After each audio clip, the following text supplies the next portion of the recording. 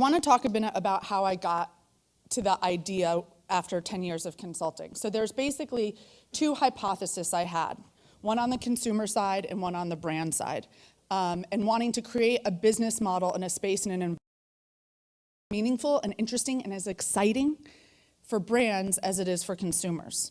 So hypothesis number one on the consumer side was that the future of consumption, while still being about consumption, needs to be more about content and community. And where we used to shop based on price and quality and service, that's important, and it used to be a nice to have, but now it's a need to have. And we need the surprise and delight factor, and we need to feel a part of something.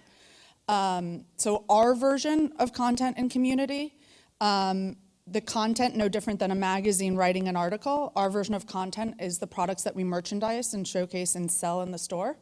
And community for us are different events that we have that I'll go through as well.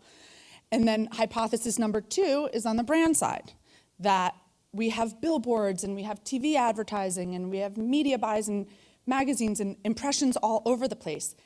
But I've asked myself the question for years, is retail, you have all these physical spaces where people spend tons of time and money over and over and over again, and blank walls and bags and places to go, that why can't you tap into that and advertise in those environments in interesting ways?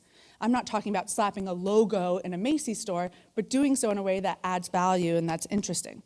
So in our model, we have sponsors that are brands that are relevant to the stories that we're telling, and they get access to our conversation and to our community in new ways that they wouldn't otherwise have access to, and we get someone who credentializes our experience.